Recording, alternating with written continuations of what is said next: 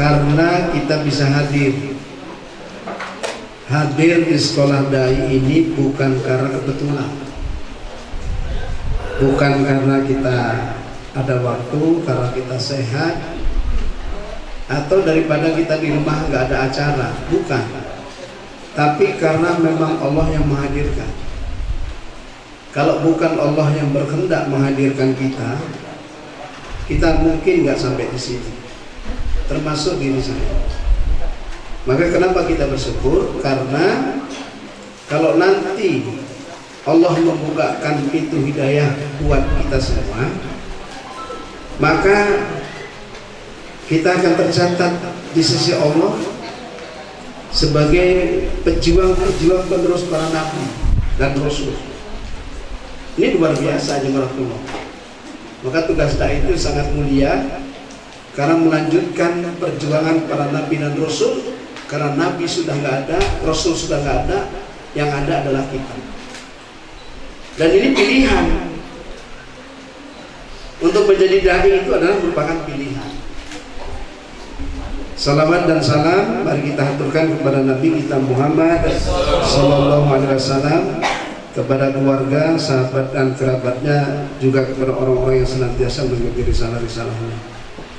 Jadi hari ini kita memang khusus ya. Saya ini bukan konteks ceramah bukan, ya. Tapi namanya sekolah.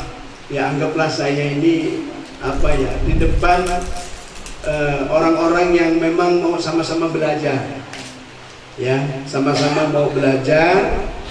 Ya mudah-mudahan dengan kita belajar ini kita menjadi tertarik, dan saya rasa bukan hanya menjadi tertarik, mestinya kita harus menjadi tertarik untuk bergerak di dalam bidang dakwah ini. Ya. Peserta yang kami muliakan, saya mungkin kemarin oleh Pak Ketua PB Wilayah diminta bidata, cuma saking saya nggak sempat.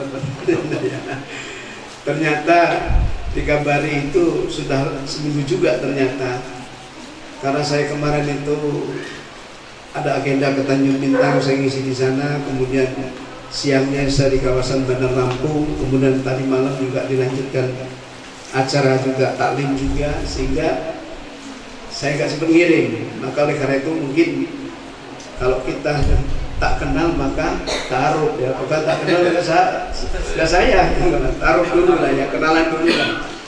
Jadi nama saya sudah disebut tadi, saya lahir ya insya Allah tanggal 5 Juli 1971. Saya sekarang masuk di usia 53 nanti ya, bulan Juni nanti ya, 53 kemarin. Terus kemudian saya alhamdulillah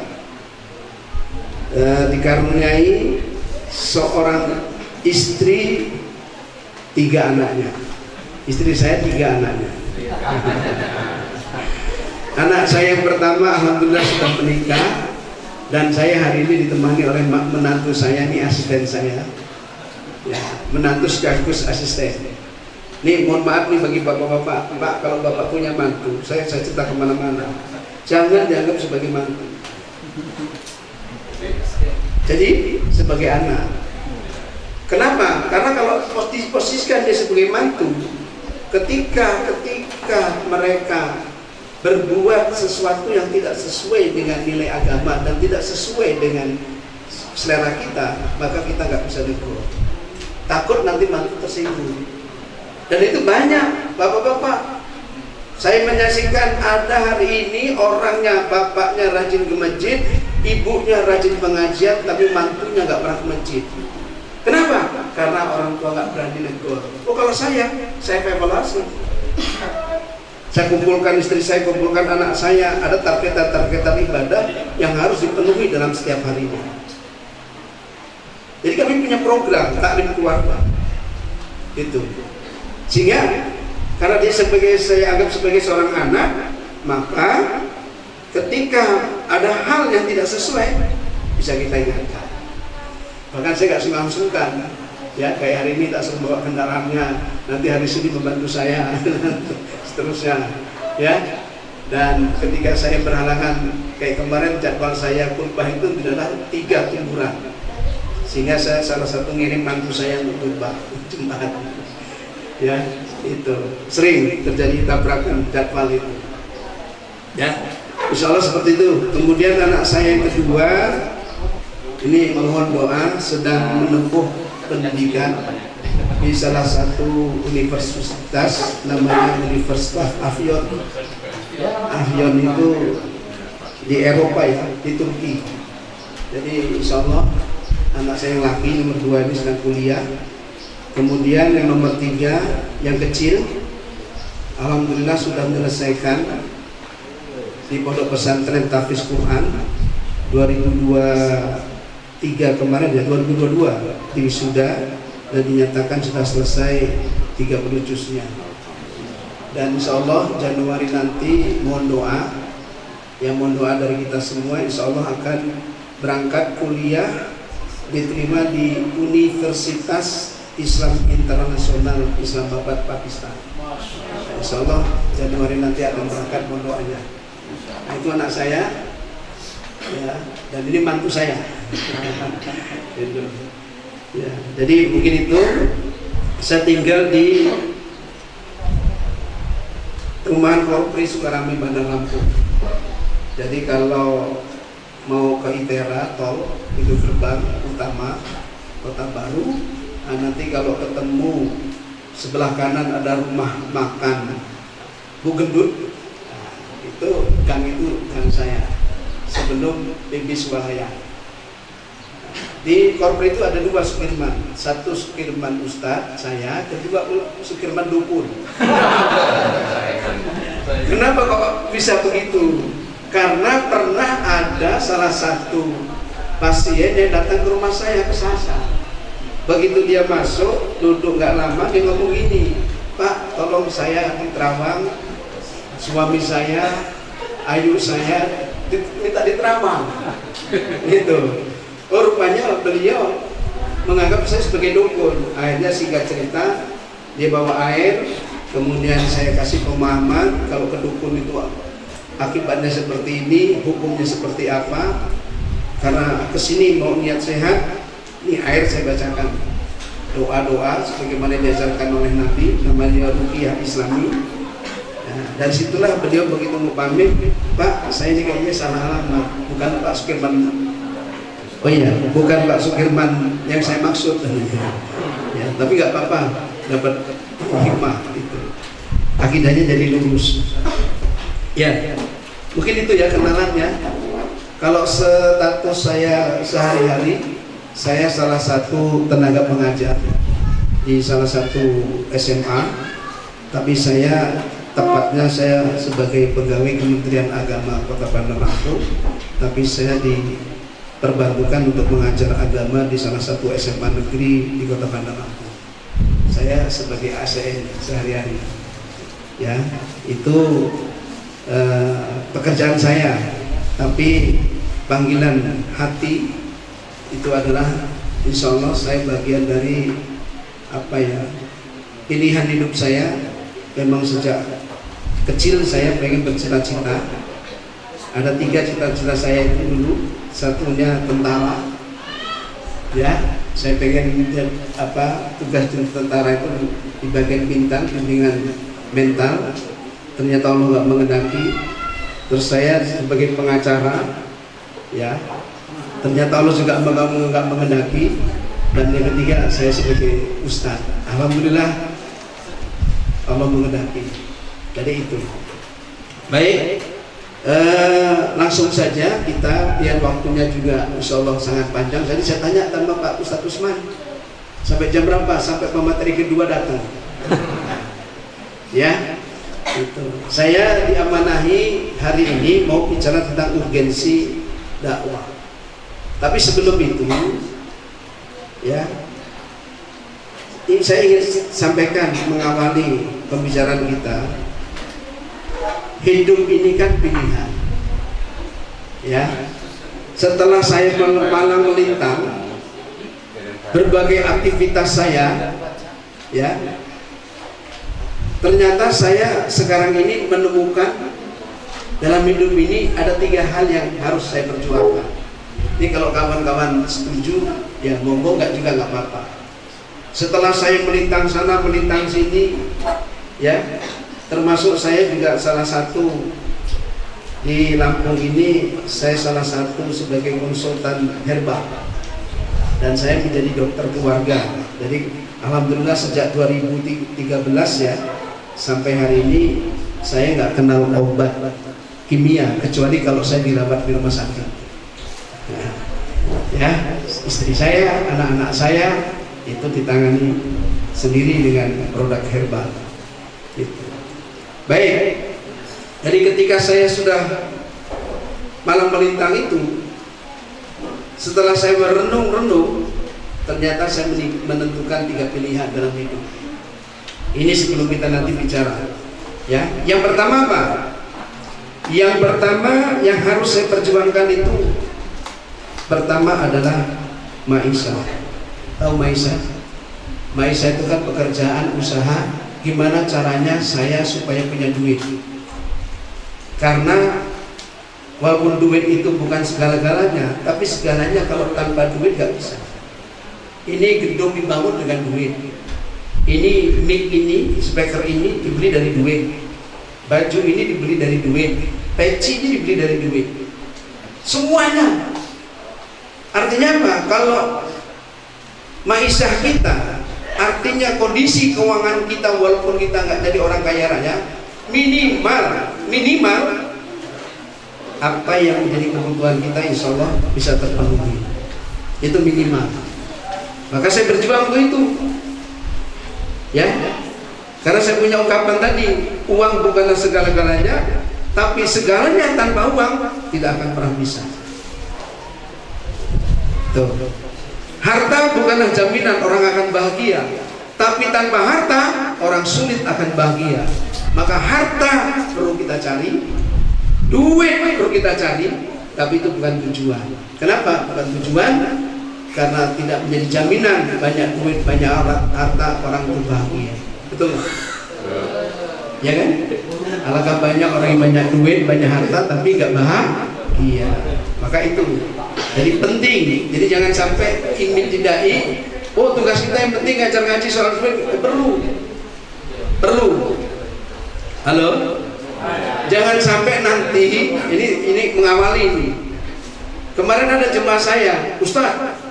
Kemarin ada ustadz yang ceramah di masjid, sementara saya ceramah di tempat yang lain. Karena biasa kalau bulan Maulid itu kan Pak Sarjono namanya BBM, bulan berkah Maulid. Ya, dibilang apa? Ustadz, materinya bagus, cuma performanya Pak Ustadz gak menarik, penampilannya gak menarik. Nah, penampilan bisa menarik ini kan butuh modal, butuh duit. Halo? Ini saya pakai peci, maaf ini bukan untuk pamer. Saya belinya di Jogokarya. Kalau di luar murah, begitu di dalam mahal, cuma kualitasnya ternyata beda. Ini bukan untuk pamer ini. Mohon maaf ini Ustaz. Kira-kira kalau menurut Bapak peci ini harganya berapa? Nah, ternyata saya beli di Jogokarya itu, saya sudah 4 kali ke Jogokarya, ini harganya 250.000. Artinya apa? Kalau ini dipakai cocok, termasuk tadi saya mau berangkat ngomong sama uminya. Karena saya kemarin dikirim dari anak saya dari Turki, ada 3 peci. Saya pakai ini karena pakai gaun ini. Mana yang matching? Abi pakai yang ini aja. Atas izin Ustaz dan istri. Istri pribadi bukan istri orang. Senilai. Halo? Artinya perlu nggak? Kalau bapak dan ibu melihat orang tampilannya rapi, rambut juga rapi, penampilan rapi, pakainya juga rapi, peci rapi, dari performanya aja orang sudah, oh ini bukan orang sembarangan. Maka ada bahasa orang sana itu, dia bilang apa? Ajni roko eneng nang busonoko. Halo, nilai pribadi seorang itu bisa dilihat dari penampilan pakaiannya, performanya gitu loh. Beliau kan mengapa pakai jas, tadi tampil sekarang di pasar panas. Untuk apa? Meyakinkan bahwa ketua IKD itu bukan orang ecek-ecek loh, bukan kaleng-kaleng loh, walaupun niat beliau nggak begitu, ya kan? Nah, ini penting, makanya perlu duit. Jangan sampai nanti dai berpikirnya, nggak apa-apa, nggak punya duit, penting dakwah. Nah kalau ribut terus dengan anak dan istri gimana? Kan nggak jadi contoh juga. Dai kok ribut terus gara-gara makan, gara-gara anaknya nggak sekolah, anak-anak. Nah ini kan jadi masalah. Maka saya katakan tadi, uang, harta perlu, tapi itu bukan tujuan, sebagai fasilitas saja buat kita. Setuju ya kawan-kawan ya? Maka yang pertama saya perjuangkan adalah maisha. Bagaimana kita usaha yang halal dan berkah bisa mendatangkan kebaikan. Ya contoh, mana mungkin saya bisa menyekolahkan anak saya di Turki dan biaya pribadi. Termasuk anak saya nanti yang berangkat ke Pakistan juga insya Allah saya biaya pribadi. Saya yakin sama Allah. Saya yakin sama Allah. Pengalaman saya, keyakinan itu apa teman-teman? Saya kemarin di masjid kami rencana masyarakat merobohkan masjid yang lama, walaupun masjidnya itu sudah bagus, tapi dirobohkan karena pengen punya masjid yang lebih modern. Tidak ada yang mau ditunjuk jadi ketua panitia. Jemaah menunjuk saya. Dengan anggaran berapa? Dengan anggaran 3.582.585 juta. Alhamdulillah atas izin Allah, atas pertolongan Allah, saya meyakini Allah itu berpihak ke kita. Hanya 18 bulan masjid itu sudah selesai. Jadi kalau antum nanti, bapak-bapak, teman-teman, kalau mau itikaf di tempat saya, insya Allah. Tahun-tahun kemarin itu ada 100 orang dan itikafnya itu makan sahurnya gratis, disiapkan berjemaah prasmanan. Tuh. Artinya apa? Untuk kebaikan saya yakin sama Allah. Dalam semua hal kita harus yakin. Itu yang pertama diperjuangkan. Yang kedua, ibadah. Jadi maisha, ibadah. Mungkin sekedar ini saja share ya. Teman-teman kalian sebagai dai, ibadah yang kita, maaf kalau bahasa kami ya, bahasa kami mudah-mudahan ini bukan untuk sombong, nauzubillah ya. Setelah saya renung-renung, artinya gini, oh iya ya, saya kemarin itu ibadahnya biasa-biasa saja. Allah sudah mengasih begitu, mengasih kebaikan yang begitu luar biasa. Bagaimana kalau seandainya ibadahku saya bukan menjadi lebih baik? Maka saya perjuangkan. Oh ya, sedang diangkat. Apa yang pertama? Boleh ya? Share ya? Gak apa-apa ya? Yang pertama, bagaimana menjaga sholat berjemaah tiap hari dan di saat pertama. Dan alhamdulillah, ini sudah masuk tahun yang ke-7. Sesibuknya saya masih bisa berusaha di saat pertama dan berjemaah kecuali dalam kondisi safar. Maka kalau undang saya, kalau tabrakan dengan sholat yang saya tidak bisa dijamak, jangan harap acaranya harus selesai. Karena kenapa? Karena saya juga mau sholat. Ya, ada perguruan tinggi negeri, ya di Bandar Lampung undang saya. Jam berapa? Jam setengah 10 Ustaz. Siap, saya nanti datang sebelum jam itu. Tapi nanti saya sekitar jam 11 saya ada acara lagi. Begitu saya sudah sampai ke sana, belum banyak kumpul. Saya tanya panitia, gimana kapan mau mulai? Saya sudah datang di janjinya 10 kalau saya ada acara lagi. Maaf Pak, Pak Rektor belum datang. Ya sudah, kalau itu saya panggil. Saya nggak salah. Maka kalau undang saya, ini buktinya alhamdulillah tepat. Ya kan? Ya, karena saya termasuk disiplin. Saya kalau ngajar, jam 7 masuk kelas, jam 7 kurang 5 ini saya sudah datang. Karena dai itu kan harus dicontoh. Ya kan? Terus kemudian waktunya sholat dia berhenti. Jangan sampai ceramah intinya mengajak berdekat dengan Allah, justru sholat duhurnya 1:30, 1:30. Apa maksudnya? Sampai nanggung. Dai yang ngomong. Ya kan? Dosa mereka dai. Saya pernah diundang di perbatasan 2 kabupaten, yaitu Mesuji dengan Tulang Bawang. Saya sampai sana, ya mereka komunitas mayoritas kan keluarga NU ya, saudara kita. Saya tanya, Pak Kiai, ini acaranya sudah 11:30, saya baru mulai ceramah, kira-kira mau sampai jam berapa ini? Kalau saya sih bisa dijamak. Artinya Duhur saya bisa mundurkan dengan asar nggak masalah karena sudah memenuhi persyaratan. Apa kata kiainya? Pak, kemarin dari Jawa ceramah di sini sampai 2:30. Hanya saya ambil jalan tengah 1:30, mendekati jam 1 saya selesai. Walaupun saya punya jatah jamak, tapi saya khawatir kalau jemaah nanti dia mundur gara-gara saya ceramah kelamaan. Sampai saya di Lampung Timur dapat apresiasi. Apa kata dia? Ustaz, baru kali ini saya dengar ceramah waktunya duhur berhenti. Biasanya di sini Pak Ustaz kalau ceramah terus dia nggak berhenti. Ya, kita harus belajar konsep. Katanya dakwah itu ilallah, ngajak ke Allah. Masa waktunya sholat kok malah nggak diajak? Nggak ketemu logikanya Pak. Alasannya nggak ketemu. Halo. Kemudian yang kedua apa? Sholat sunnah rawatib. Sholat sunnah pengiring sholat wajib. Ini sebisa mungkin dijaga. Karena kita sebagai dai. Ini kan calon-calon dai semua ini, dai-dainya. Ya. Apa kata Nabi? Siapa yang menjaga 12 rakaat sholat sunnah pengiring sholat wajib, ya, maka akan dibangunkan istana di surga. Saya ini sedang inden. Kalau saya nanti masuk surga, tinggal saya nagih. Pesannya saya sekarang, ya minimal 10 rakaat karena ada 2 hadis. Kalau Bukhari 12 rakaat, kalau Muslim itu meriwayatkan 10 rakaat. Mana saja 2 rakaat sebelum subuh. Ya, maka saya bangun kayak tadi malam saya bangun 3:30.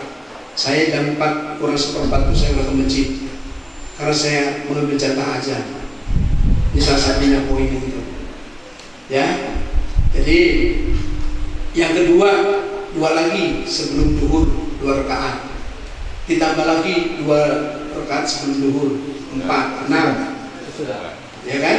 Terus kemudian 2 rakaat lagi sesudah duhur 8, ditambah lagi setelah maghrib 2, setelah isya 12. Nah 10-nya kapan? 10-nya di mana? 10-nya sebelum duhur 2 rakaat, sebelum 2 rakaat sesudah, enggak 4. Maka bagi saya sholat yang paling berat itu adalah sholat duhur. Karena saya ngejar itu. Ya. Jadi 4, 2. Berapa itu? 10. Waktu sekali duhur. Karena saya lagi inden, pengen istana megah di surga. Kemudian apa lagi? Zikir. Zikir habis sholat, kata Nabi, siapa yang berzikir, ya kan, dari astagfirullahaladzim sampai Allahumma anta salam sampai subhanallah 33, alhamdulillah 33, Allahu akbar 33, ditutup dengan ayat kursi. Maka andaikan dia punya dosa, seandainya dosa itu seluas bumi di tengah lautan, Allah akan hapuskan, Allah akan maafkan itu. Luar biasa nggak? Luar biasa nggak? Ya guys. Tadi bagus di bawah Mas.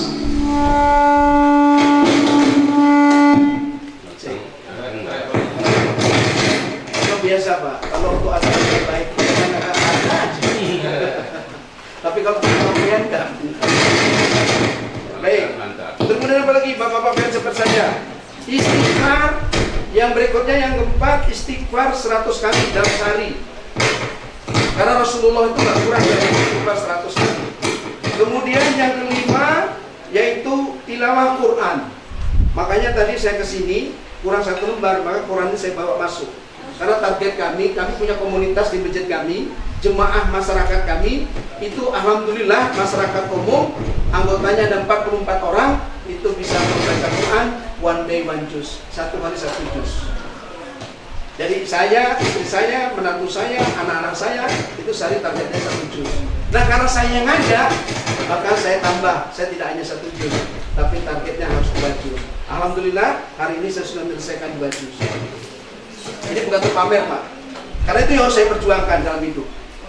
Nah, yang pertama duit, yang kedua ibadah. Nah apalagi berselawat. Jarang orang berselawat kepada Nabi. Kapan waktu sholat dia berselawat? Di luar sholat gak pernah berselawat. Padahal salah satu cinta bukti kepada Rasul adalah membaca sholawat. Sampai Nabi mengatakan apa? Siapa yang berselawat kepadaku 1 kali, maka Allah akan berselawat kepada kita sebanyak 10 kali. Bagaimana kalau sehari 100 kali? Maka 1000 kali Allah akan berselawat untuk kita. Luar biasa nggak di Allah? Berikutnya apa lagi? Puasa sunnah. Jangan hanya puasa cuman wajibnya saja seorang dai. Puasa sunnah itu macam-macam. Ada puasa Daud, ada puasa Senin Kemis, ada puasa hari-hari tertentu. Ya. Terus kemudian yang ke-9 sedekah.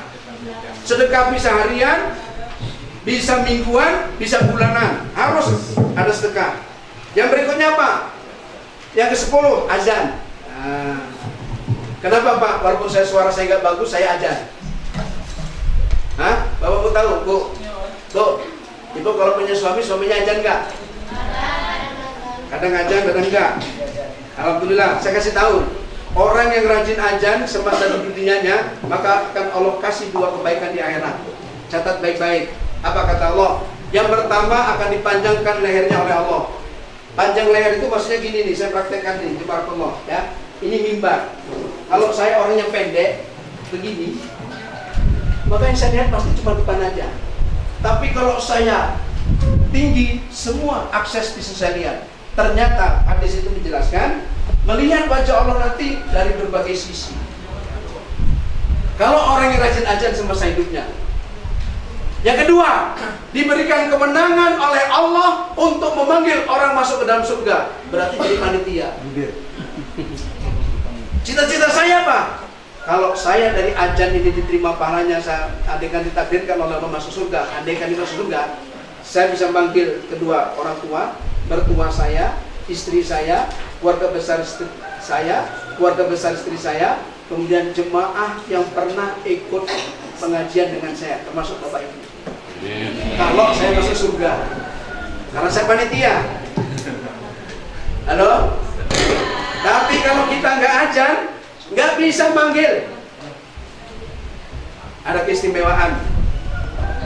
Tapi nggak pakai sepakat juga nggak apa-apa. Didadanin aja sampai bunyi sempurna, suara saya kuat. Halo? Yang berikutnya apa? Suruk Isra. Mungkin bapak-bapak saya kasih informasi, karena saya belum menemukan.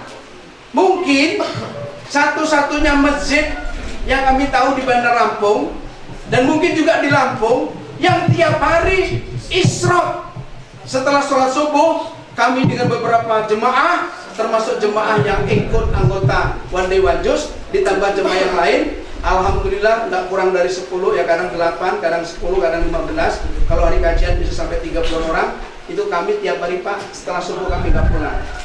Apa? Ya zikir, kalau yang nggak bisa baca Quran zikir atau doa. Yang baca Quran targetannya habis subuh itu sampai waktu Isra itu 1 juz. Maka kami tiap hari mengerjakan sholat Isra. Ini bukan konteks pamernya, namanya kan sekolah dai, menyemangati. Halo? Pemotivator. Kalau motivator kan bisanya hanya memotivasi.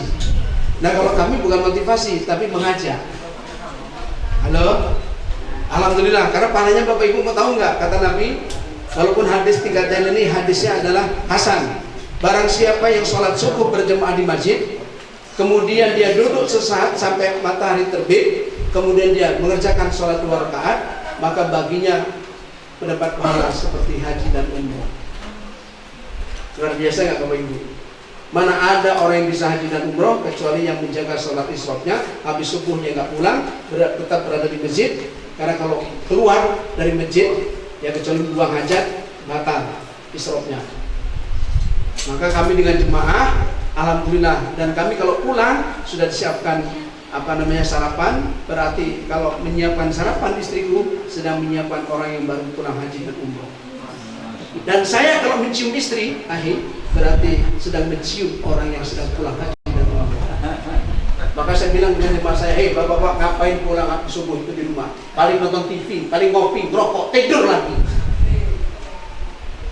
Nahan kita di situ mendapat pahala seperti haji dan umroh. Hebat nggak? Ayo Pak, diamalkan Pak, kita udah mati kita ini. Ayo Bu. Nah kalau ibu nanti saya kasih penjelasan. Yang berikutnya apa lagi? Silaturahim. Kata Nabi, mohon maaf bijamrakullah. Silaturahim itu pertama dipanjangkan umur, yang kedua dikasih rezeki. Rezekinya Pak, silaturahmi itu Bu, cash. Ini buktinya nih. Saya punya saudara di Masjid Gunung Sari itu keluarga besar saya. Saya kalau ke sana pulang ke satu tempat yang lain, ya, dia bilang, Mas, ngapunten titip mendir, tapi titip mendirnya 20 kilo, 10 kilo. Saya bilang, itulah kalau rajin silaturahmi. Dan kata di sana itu kan keluarga besar istri. Kata beliau yang sesepuh yang di sana dibilang ngomong, Mas, jenengan itulah yang bisa nyambung silaturahmi karena jenengan tuh sering kesini. Saya sering Pak, saya senang. Bahkan kami punya arisan lintas provinsi, arisan istri itu, karena keluarga besar di Boyolali sana, tetangganya mantan presiden Pak Mulyono. Tapi kami dengan istri nggak pernah milih Mulyono ya. Walaupun orang cuma teman kami orang datang ngomong gini, Pak Ustadz, kan Pak Ustadz itu kan orang sana, masa nggak milih? Enggak, karena saya tahu saya nggak memilih. Apalagi sekarang sudah, alhamdulillah sudah lengser, ya kan?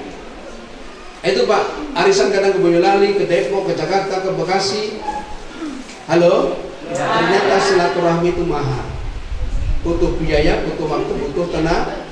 Pantaslah dikasih dua kebaikan, kasih banyak umur dan kasih rezeki. Itu luar biasa. Dan terakhir, sebelum tidur memaafkan jika ada orang yang pernah berbuat salah dengan kita. Sebelum memejamkan mata, kan ada kata Nabi, ada orang yang ahli surga. Siapa mereka? Tahajudnya enggak, sholat-sholat yang lain enggak. Ternyata sebelum tidur dia mengucap, ya Allah, andaikan hari ini tadi ada yang menyakiti aku, ada yang melukai perasaanku, maka ya Allah, aku memaafkan sebelum aku menjamkan mataku ini. Gak ada rasa dendam. Dai gak boleh dendam. Ya Allah, mudah-mudahan dia mati ya Allah. Kalau gak mati dia anaknya atau istrinya ya Allah. Minimal kena musibah ya Allah. Dai kok gampang tersinggung. Ya, itu Pak, ada 13 dalam hidup, dalam hal ibadah saya perjuangkan. Kemudian yang ketiga, yang pertama tadi maisah, yang kedua adalah ibadah, dan yang ketiga adalah dakwah. Kenapa Bapak Ibu kok kita perlu memilih dakwah?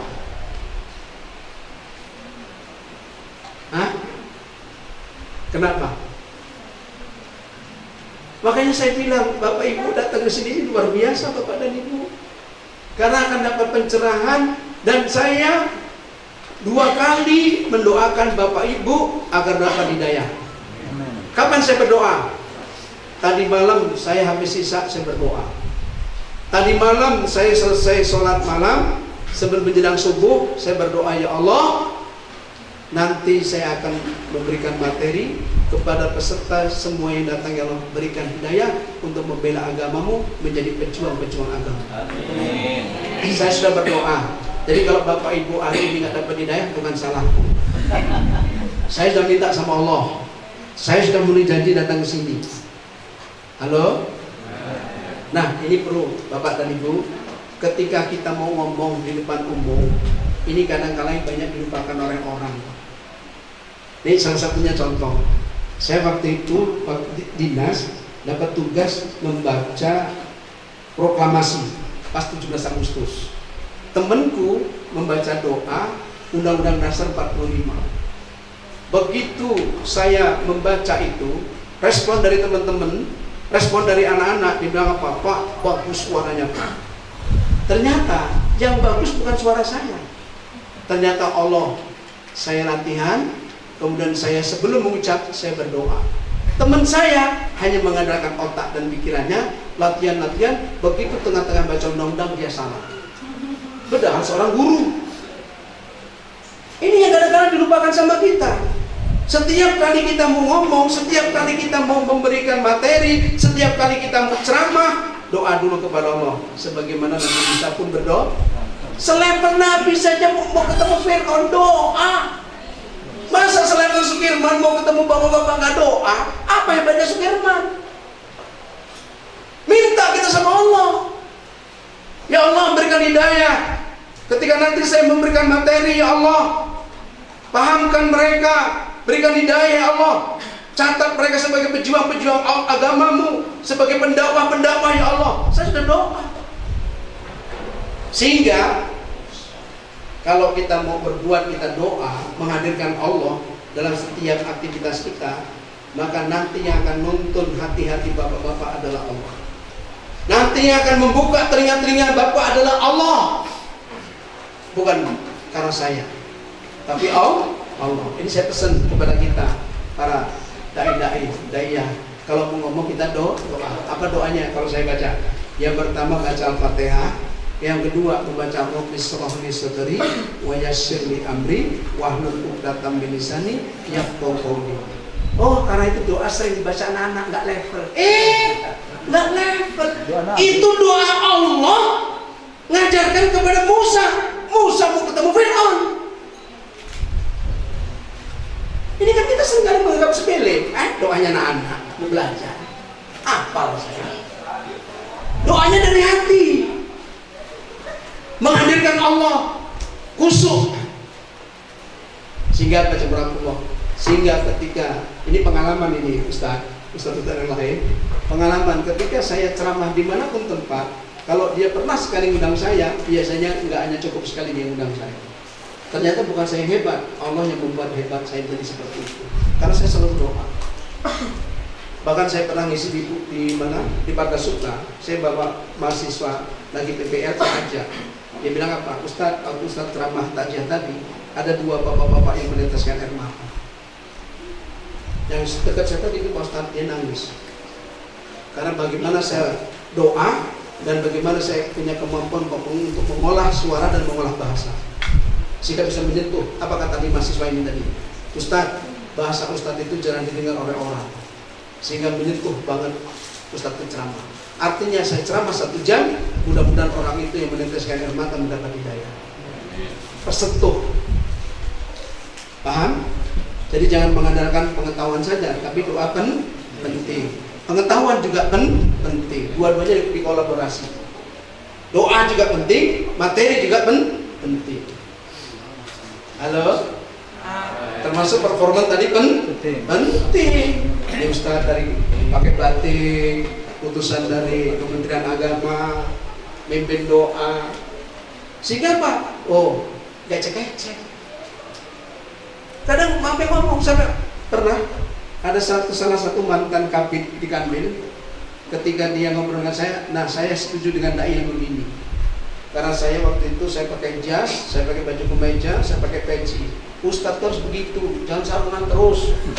Sekali-sekali sarungan juga penting. Penting Pak, Bu. Penting. Tapi maksudnya apa, lihat, masa ngisi di kantor sarungan? Halo? Kayak saya misalkan ceramah di BPK, kajian di BPK, atau mungkin di BPKP, di kantor-kantor Pak ya, atau mungkin di Kejaksaan Tinggi, kita juga reforman kita juga harus tampil meyakinkan. Halo? Saya katakan tadi, setidaknya orang itu tertarik gitu dari penampilan pandangan pertama itu mengesankan, betul nggak? Oh, kemarin saya ketemu sama ini, subhanallah. Itu. Oke, lanjut. Ya. Kenapa Bapak dan Ibu kita harus memberi dakwah? Nah, ini kita akan masuk. Ya. Dakwah secara etimologi berasal dari bahasa Arab. Da'a yad'u yang berarti mengajak, menyeru atau memanggil. Halo. Memanggil itu bukan berarti ya, contoh azan juga bagian dari dakwah. Maka kalau kita azan, contoh nih, saya azan Allahu Akbar, Allahu Akbar. Yang datang orang 10, maka saya dapat pahalanya berapa? 11. Pahala saya dan pahala orang yang datang. Maksudnya dakwah itu tidak mesti memanggil dengan kalimat itu. Ya, dikumpulkan dalam bentuk halaqah, dikumpulkan dalam bentuk majelis-majelis, disampaikan, mengajak. Ayo Bapak Ibu, kalau selama ini Ibu rajin nggak baca Quran, enggak? Bu, coba Ibu baca hikmah tahajud, hikmah puasa sunnah, hikmah yang lain. Cari hadisnya lebih banyak mana daripada hikmah ketika baca Quran. Ternyata Bapak Ibu, baca Quran itu hadis yang banyak sekali. Maka kalau sehari kita nggak baca Quran, nyeselnya seumur hidup. Bapak buka silakan Pak di berbagai kitab. Fadilah baca Quran, buka. Fadilah puasa, fadilah tahajud, Bapak buka. Masih kalah hadisnya banyak kita baca Quran. Nanti kalau Bapak mau bertanya tentang itu, saya buka ungkap hadisnya itu, Pak. Makanya kenapa kami yang berjamaah itu mengajak itu. Nah itu salah satunya kita ngajak mereka. Yang tadinya mereka baca mungkin nggak pakai target, sekarang target. Bahkan kami di masjid jemaah kami itu ada dua. Level pertama satuan 1 juz, level kedua seminggu 2 juz. Seminggu 2 juz. Ini yang bacanya masih tingkatannya masih agak terbatas. Tapi yang sudah lancar 1 juz, dan beberapa tokoh rata-rata sehari 2 juz, bahkan sehari 3 juz. Bahkan kemarin laporan di bulan Ramadan itu yang khatam 6 kali beberapa orang, yang 5 kali, yang 4 kali beberapa orang, yang 3 kali juga beberapa orang, yang 1 kali hanya 1 orang, yang lainnya rata-rata di atas 2, minimal 2 kali. Ini bukan lingkungan pondok Bapak Ibu, ini bukan lingkungan pesantren, tapi lingkungan masyarakat biasa. Artinya kita sebagai dai di situ harus bisa mengajak ya mereka. Dai itu kan mengajak. Jangan cuma kita ngomong gini, "Woi, Pak, di sini ini susah." Pusing saya lihat masyarakat di sini. Terus ditanya, "Emang yang sudah Anda lakukan apa?" Ya belum. Loh, kenapa kok Anda pusing dengan masyarakat? Oh, Anda sendiri juga masalah. Halo? Kita sudah bagian dari solusi, bukan? Dai itu adalah solusi. Kita lanjut. Menurut Muhammad Abu Al-Fatuh dalam kitab Al-Faqdul Al-Ila Al-Adawat, dakwah adalah penyampaian, pembentukan dan pembinaan. Apa saja dimaksud dengan kalau penyampaian sudah ya? Pembentukan itu maksudnya apa? Yang tadinya ini nggak jadi soleh jadi soleh. Yang tadinya orang ini nggak rajin ke masjid bisa rajin ke masjid.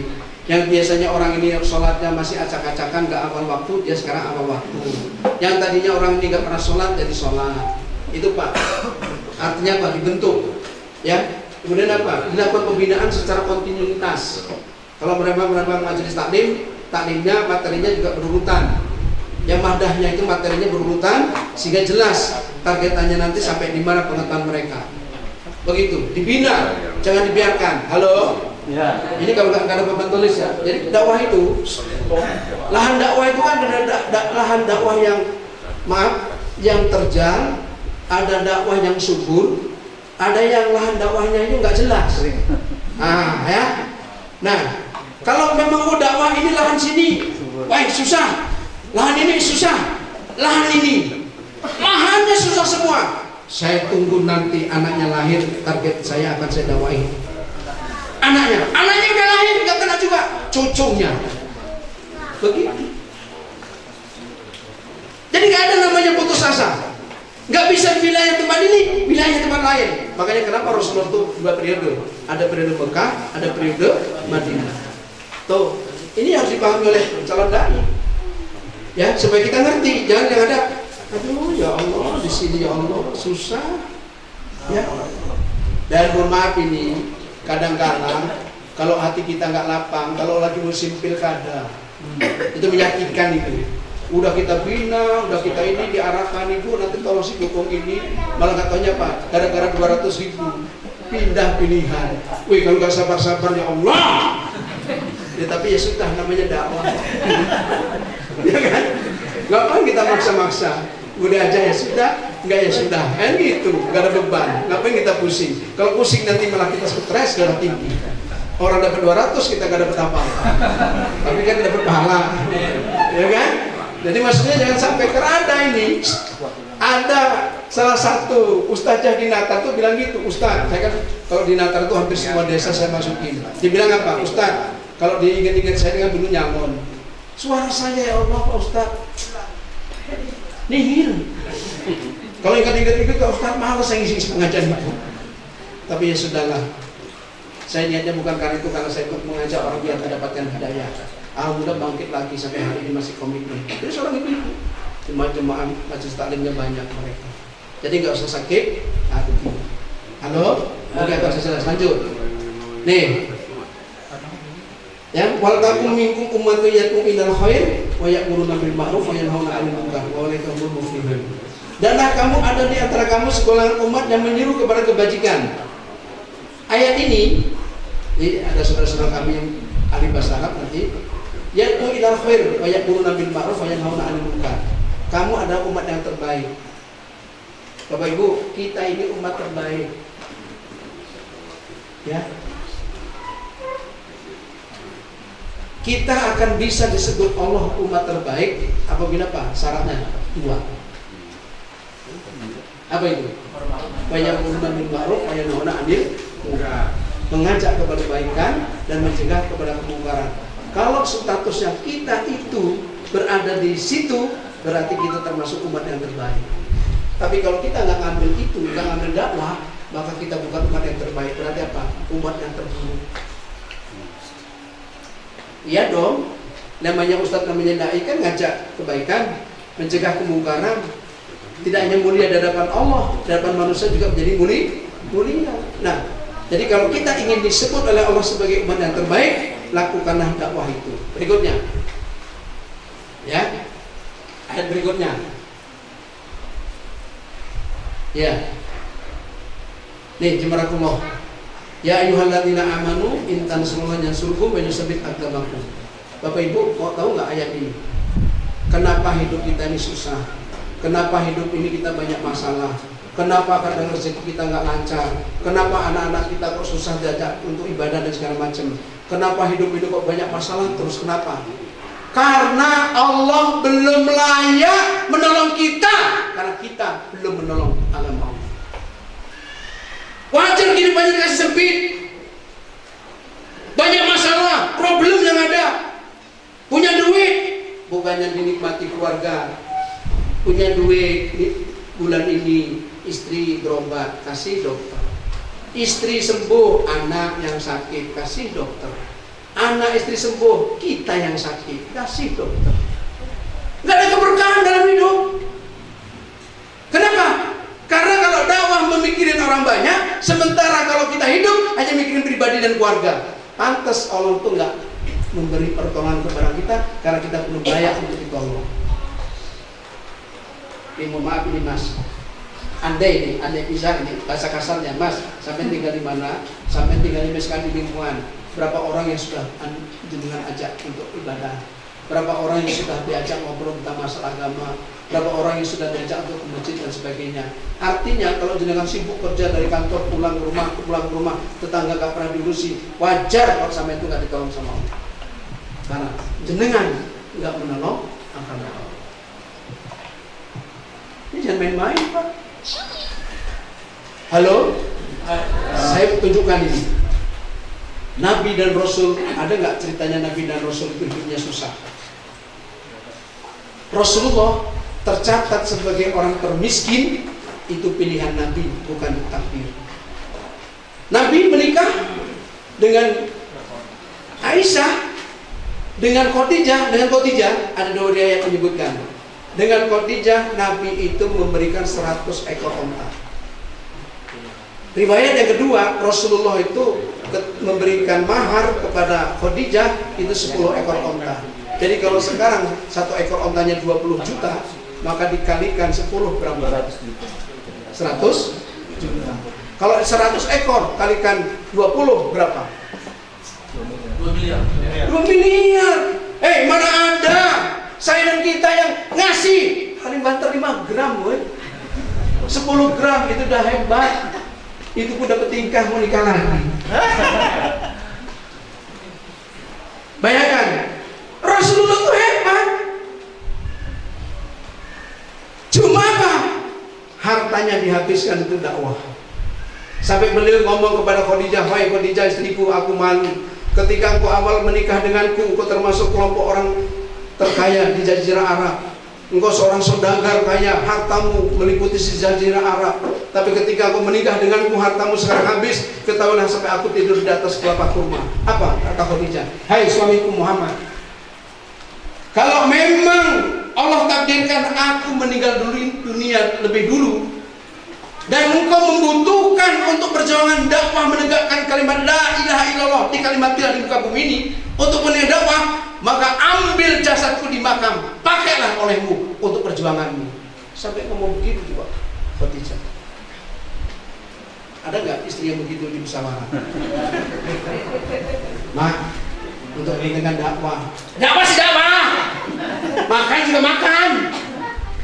Ada sumbangan masjid, gimana mak mau nyumbang masjid berapa? Nanti pak kita ini sibuk bikin anak sekolah, mau kuliah segala macam. Udah nggak usah ngomongin itu lah. Pusing saya. Khadijah nggak begitu loh baik. Sampai jasadnya semua ambil kamu dengan dakwah. Artinya berkorban dengan amwal, wa'am, jiwa dan raga. Itulah bentuk pengorbanan kita. Jelas? Jelas? Kita lanjut. Nih landasan dakwah, sampaikanlah dariku sekalipun satu ayat. Ini walau ayat. Berikutnya biar cepat. Nah, nih demi Allah, sungguh satu orang saja diberi petunjuk oleh Allah melalui perantaramu, maka itu lebih baik daripada onta merah. Bapak Ibu, onta merah itu di zaman Rasul itu, onta itu ada beberapa jenis. Sama dengan kita, ada kendaraan angkot, ada kendaraan ya travel, ya kan, ada juga kendaraan mewah. Nah, onta merah itu termasuk jenis kendaraan yang dipakai Rasul untuk berperang. Artinya kalau di kita ada kendaraan perang, kendaraan tempur, itu harganya pasti miliaran, ya kan? Nah, orang yang mengajak, nih maaf nih, saya ngomong sama beliau, Mas, salat duha yuk. Yang tadinya dia nggak ngerti tentang salat duha, rajin salat duha, bahkan melebihi. Kalau saya 2 rakaat, 4 rakaat, beliau 8 terus, nggak pernah kurang dari itu. Berarti apa? Maka saya dapatkan kendaraan yang terbaik. Nah, kalau kendaraan yang terbaik ini apa? Punya Raffi Ahmad, Lamborghini, itu harganya 11 miliar yang pernah terbakar.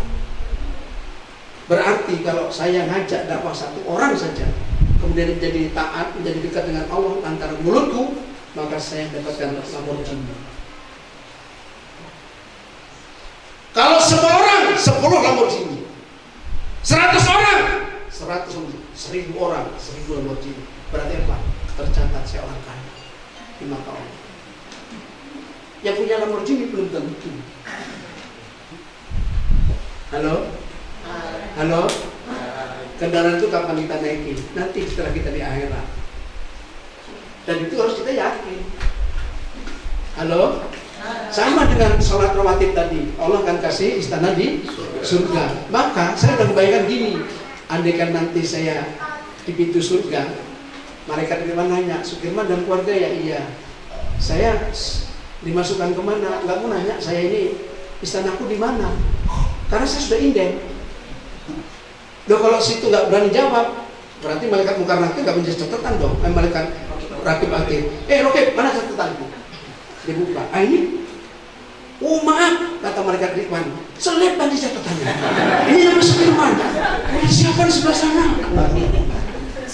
Saya bisa nagih, saya bisa menanyakan. Kenapa? Karena saya berbuat. Tapi kalau saya tidak berbuat, saya nggak akan bisa menanyakan. Justru malah ditanya, anhasibtum antakuhul jannah. Dengan apa kamu masuk surga? Dengan apa? Dengan sholat. Cross check dulu. Malaikat Rokib, sholatnya Sukirman itu kayak apa? Dilihat, duhur 1:30, 1:30, asar pulang kerja 4:30, maghribnya kecapean, isanya ketiduran. Dan kayak gini mau masuk surga. Sholat baca acak-acakan begini mau masuk surga. Enak aja. Emang itu punya mbahmu? Itu baru di cross check ke malaikat Rokib. Belum lagi malaikat atid dan catatan Sukirman. Wih, dosanya banyak bener ini. Kayaknya nggak seimbang ketika ditimbang. Berat mana? Jelek, berat yang buruk. Aduh, nanti dikasih kitabnya bapaknya tangan kiri kan. Ini Sukirman kitabnya. Karena saya tetap dulu, kamu lebih banyak. Apa nggak ngeri jemaah Allah? Yang mau kita mau itu catatannya nanti kita serahkan, catatnya dengan tangan kanan. Ahli Sukirman, ini catatanmu.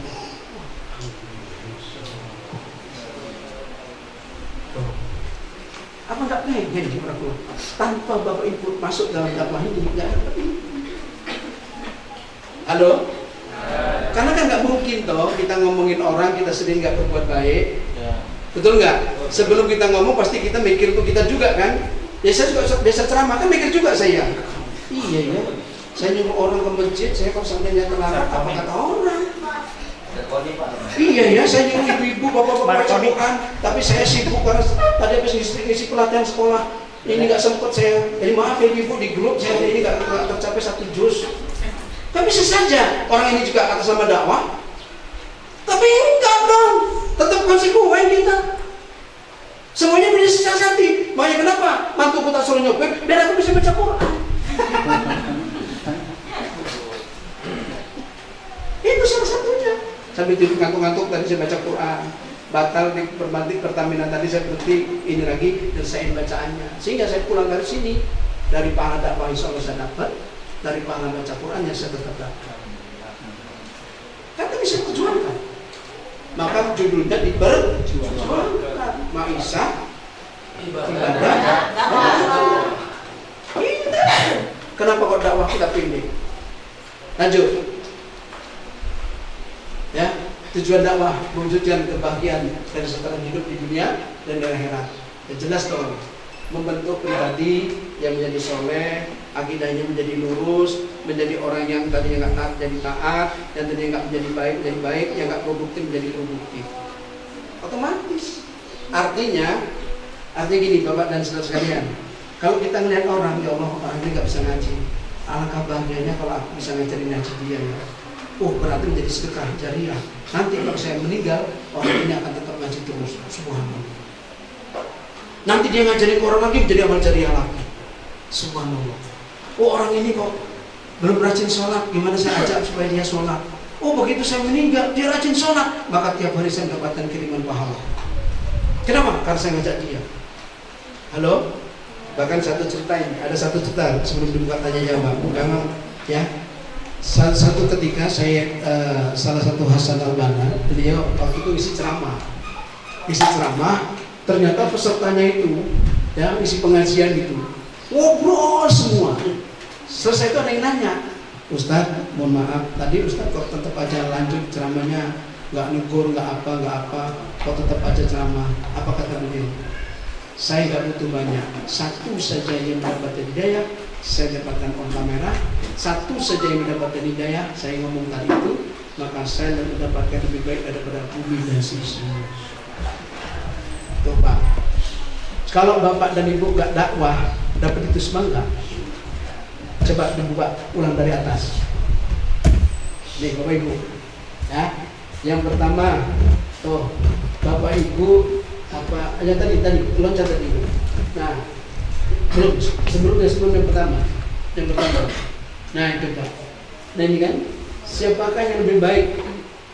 Waman ahsanu qawlan mimman da'a ila Allah wa amila sholihan wa qala innani minal muslimin. Tadi Pak Ketua menyampaikan. Bapak Ibu tahu nggak? Tidak ada perkataan yang paling hebat, paling mulia kecuali omongan ngajak kepada Allah. Walaupun Bapak ngomong seharian ngempros, ngomong sekalian, cerita kemana kemari, nggak ada manfaat.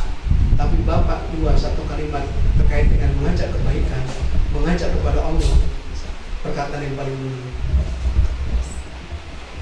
Hebat nggak? Hah? Luar biasa. Kenapa kok kita nggak memilih itu? Maka ada pernah ngomong gini, Ustaz, jadi Ustaz itu ini ya, sungguh bersyukur sekali. Dan kenapa? Ini Jemaat Tabligh yang ngomong. Emangnya kenapa? Ya satu, tiap hari kita mengajak manusia untuk mengagungkan nama Allah. Yang kedua, mengajak orang mereka menjadi taat. Apakah bukankah itu perbuatan yang mulia? Tiap hari mengajak manusia untuk mengagungkan Allah, untuk memuliakan Allah, untuk taat kepada Allah. Gimana nggak mulia Ustaz? Tadi saya nggak pikir juga. Ya juga. Ada benar juga orang yang ngomong. Ya kan? Halo? Ada nggak dalam dakwah malah kita ngerupi? Nggak ada, pasti ngomong kebaikan. Walaupun hanya satu ayat. Walau ayat. Sampaikan walaupun itu pahit. Bapak Ibu, kenapa pahit? Contoh, ini Ibu misalkan ada Mbak, Rumahnya di mana? Oh, saya di Kedondong. Wih, pasti cantik nih. Tapi kalau mbak ini akan lebih cantik lagi kalau mbak ini tertutup auratnya. Subhanallah. Lihat Allah. Karena begini mbak, perempuan akan sulit dikatakan soleha, walaupun dia rajin sholat, rajin puasa, baca Qur'annya, tahajudnya, duhanya segala macam rajin, sulit dikatakan soleha. Kenapa? Karena nggak menutup aurat. Tapi kalau menutup aurat, nggak semuanya itulah mbak bisa tergolong orang yang soleha. Kebaikan dia Pak Pun. Ya kan? Besoknya dimakai. Subhanallah. Itulah perkataan yang mulia, mengagungkan Allah, memuliakan Allah. Kalau kita nggak didamah, nggak mungkin kita akan ngomong begitu. Kenapa banyak orang nggak pada memilih di jalan itu? Halo. Saya sebagai guru, ya, saya juga dosen. Saat saya depan mahasiswa, depan saya murid, itu kan saya digaji sama pemerintah. Maka di luar itulah saya berbuat supaya tidak mendapatkan gaji. Tapi perlu saya sampaikan tadi Pak Camat ngomong, Ustadz ini lebih gede penghasilannya daripada Pak Camat. Halo, halo, ya tidak semesti itu benar. Karena saya punya logikanya begini, punya filosofi. Nah, ya filosofi kita harus diluruskan. Seorang dai, seorang ustadz, seorang kiai itu niat pergi dakwah itu seperti petani yang niat menanam padi. Pergi ke sawah, niatnya nyangkar sawah, menggarap sawah, tapi di tengah saat dia menyangkol, kok ketemu belut, berarti itu rezeki bonus. Maka belutnya bawa pulang, kalau belum bisa dipegang, bawalah pulang. Kangkung. Niat kita adalah menanam padi, tapi banyak kalau ketemu belut, ya alhamdulillah. Tapi kalau kita niatnya nyari belut, maka nanti sama orang akan diacak-acak. Kenapa? Karena kita akan nyari belut yang gede. Awas di penyakit ini akan melanda di kalangan dai ini. Orientasinya sudah orientasi gak jelas. Saya sering kalau ceramah, saya berceramah di sana, wih Pak panen, untuk ada dekat Pak.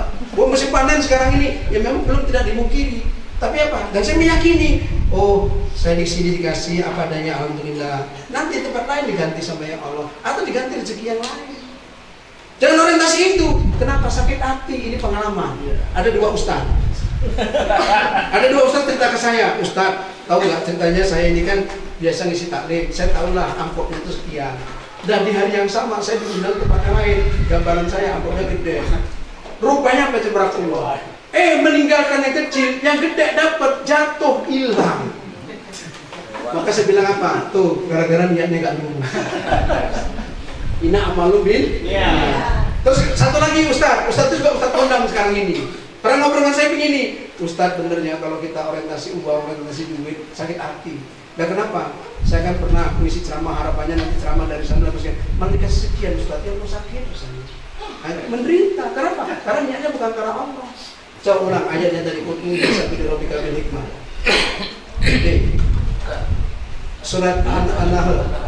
Ya. Tolong perhatikan teman-teman semuanya. Tuh, untuk ila sabili rabbika bil hikmah wal mau'izatil hasanah. Seluruh manusia ke jalan Tuhanmu, ke Rabbmu.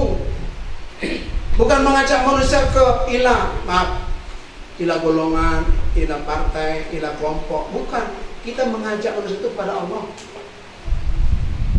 Halo? Kalau nanti orang itu paham dengan agama, pasti dia nggak usah diajak, akan menentukan pilihan dia akan milih siapa. Berdasarkan pengetahuan dan keimanan mereka. Awas hati-hati ini. Ngajaknya kita kepada Allah. Ya. Sehingga kita orientasinya jelas. Kalau kita mengajak karena Allah, ketika nanti kita pulang, umpamanya tidak sesuai, ya tidak ada masalah. Halo? Bahkan saya di Bandar Lampung ini, mohon maaf, pernah ada orang punya hajat. Loh, kenapa kok nggak undang itu Ustadz itu aja? Enggak lah, karena kalau Ustadz itu kayaknya sudah menentukan levelnya. Kalau Ustadz kan terserah mau berapa aja mau. Saya bilang ada mati. Ada bukan hanya satu tempat yang ngomong begitu. Dan menurut saya alhamdulillah, berarti orang itu ngerti ketulusan saya. Artinya saya nggak pakai pasang tahu. Sampai saya pernah Pak ditanya di stasiun Tanjung Karang itu, sisi pengajian, karena kantor kan. Ustadz, ini kan kami membuat laporan keuangan. Jadi Ustadz itu berapa dikasih? Saya nggak mau menyebutkan. Tanya aja Bapak dengan orang-orang yang biasa undang Bapak dikasih. Takutnya begini Bapak Ibu, begitu saya nyebut, lu kok mahal amat? Atau sudah disebut, udah oke, gak jadi ceramah. Kan malu saya. Emang rezeki dari situ saja? Enggak. Terus pernah lagi Pak di Tulang Bawang, Ustaz kalau diundang Tulang Bawang berapa? Ya hitung aja Pak. Saya hitung aja. Kalau saya misalkan naik travel, Bapak menghadirkan ternyata Bapak menghadirkan saya pakai travel atau Bapak jemput pulang pergi Pak, terserah Bapak. Tapi kalau seandainya saya ngajak sopir, seandainya saya bawa kendaraan itu kan butuh bensin. Cukup itu aja, terserah Bapak mau ngasih berapa. Ya bukan begitu Ustaz. Banyak Ustaz juga nanti cerita. Waktu diundang ngomong begitu di panggung dia ngomong. Saya ini seorang kiai, seorang ustaz, gak butuh amplop, yang penting isi. Gak penting isi gak penting, yang penting jumlah. Gak penting jumlah, yang penting bisa ditransfer ke ATM. Pak, kalau ngomong ceramah begitu gak berkah. Di Bandar Lampung ada Pak, itu udah dicirenin ke masyarakat. Gak berlaku masyarakat undang dia. Karena Pak, orientasi walaupun kita juga butuh uang, tapi itu bukan tujuan. Karena banyak cara Allah untuk membuat kita punya rezeki yang lain. Anak-anak kita bisa sekolah, anak bisa kuliah, kita sehat selalu, istri anak kita sehat. Itu rezeki bukan? Rezeki bukan? Dapat ceramah 1 juta pulang, istri sakit 2 juta keluar. Mendingan gak dapat apa-apa, istri sehat. Halo? Maka saya pun maaf ini Pak Ketua dan Bapak-Bapak yang lain, saya sering sampaikan kalau saya ceramah, Bapak Ibu tolong dengarkan baik-baik kita pengajian. Mohon maaf nih, saya udah jauh-jauh datang ke sini. Bapak Ibu sudah berkorban, mengeluarkan biaya untuk makanan, untuk panggung, untuk hiburan segala macam, termasuk yang lain-lain. Saya bilang, kalau sampai Bapak Ibu nggak dapat hidayah, saya rugi. Saya sudah kehilangan waktu, Bapak Ibu sudah berkorban segalanya, nggak dapat hidayah, rugi kalau cuma aja hambar-hambar aja, cari ramenya. Makanya Bapak Ibu, ketika kita bicara, membuat orang senang itu penting, tapi jangan kebablasan sampai semuanya ketawa. Ada Ustadz ngomong dari pertama sampai terakhir, ketawa terus, hanya pulang ada yang pikir. Lucunya doang. Saya pernah ke Lampung Timur, ngisi acara Akikoh. Ustadz, baru kali ini saya menemukan Ustadz bicara banyak lucunya tapi banyak isinya. Baru kali ini, jujur Ustadz, saya salah satu pengurus organisasi di Lampung Timur. Itu kiai saya itu Pak Ustadz, ketua pimpinan kabupaten itu, ceramah kemana materi-materinya itu nggak ada isinya. Artinya, itu masukan buat saya. Berarti masyarakat itu ketawa penting. Ibarat ini loh, kalau ibarat makanan sayur itu butuh bumbu. Tapi kalau kebanyakan bumbu, sayurnya nggak ada rasa apa-apa malah. Jadi membuat lelucon itu perlu, tapi jangan kebanyakan. Porsinya seperti mana nanti habis. Begitu pulang, tadi apa diceramain? Buat lucu banget, mantap. Isinya apa? Lucu. Isinya lucu. Halo? Ada teman kita di Kelanda. Saya ini gak nyangka lah sama Ustaz Firman. Kalau Ustaz Edison di Bandar Lampung ini kan saya dengan Ustaz Edison.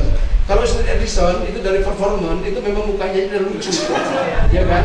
Jadi begitu saya ceramah itu, Ustaz Firman kan orangnya kata dia kalem, nggak kelihatan orangnya dari face-nya itu nggak menunjukkan. Tapi begitu ceramah dan dia, kok bisa mengacak terus bener. Nah itu kemampuan Bapak Ibu. Halo, perform penting, materi penting dan sebagainya. Tapi kan saya tidak hari ini, tadi yang dikatakan Pak Ketua, saya hari ini tidak bicara rektoratif dakwah.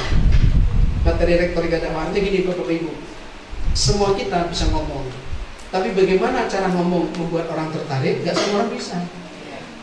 Contoh nih ngasih salam, tergantung auden. Kalau saya di ceramah depan anak TK, salamnya salam TK. Assalamualaikum warahmatullahi wabarakatuh. Dia waalaikumsalam warahmatullahi. Dan ngisi di TK lebih capek daripada ngisi. Kenapa saya harus cerita, saya harus bernyanyi, saya harus berpuisi? Ya supaya mereka narik. Nah kalau saya lurus-lurus, sampai ada TK yang berapa kali undang saya, Pak Ustadz, berapa kali TK, SD juga mengundang, gagal terus, penceramahnya marah-marah semuanya. Tapi begitu Ustadz, anaknya senang, gak bubar, orang tuanya senang, dan saya juga senang. Kenapa? Punya teknik tersendiri. Nah, depan orang tua salam juga beda. Assalamualaikum warahmatullahi wabarakatuh. Itu kan menghormati orang tua. Kalau depan orang tua, Assalamualaikum warahmatullahi wabarakatuh. Apa maksudnya ini marah-marah? Halo? Kan kata Nabi bicara sesuai dengan bahasa kaumnya. Depan siapa? Kalau depan mahasiswa, salamnya nggak begitu, Assalamualaikum warahmatullahi wabarakatuh. Jawaban dia lebih kuat dari kita. Kalau depan mahasiswa, Assalamualaikum. Aduh Pak, kenapa tidur? Kalau belum sarapan, Assalamualaikum tarik. Betul Pak? Jadi itulah retorika, ya. Artinya bagaimana bicara itu bisa menarik. Semua kita bisa bicara, tapi tidak semua orang bisa bicara benar. Sama dengan ajan Pak. Semua orang bisa ajan, cuman Allahu Akbar, Allahu Akbar kan itu. Tapi tidak semua suaranya menarik. Halo? Dan saya juga suka sama Nana. Abi kalau ajan gimana? Bagus Bi. Saya nanya sama Nana. Kalau sama orang tua nanti juga sombong. Bi kapan ajan lagi? Walaupun menurut saya belum bagus, tapi kata Nana lebih bagus, kan berarti kan suaraku lebih bagus daripada Nana. Sudah lumayan. Ya jangan Pak, jangan pakai yang ini Pak. Allahu Akbar, Allahu Akbar. Ya kan? Ini ada juga yang Allahu Akbar,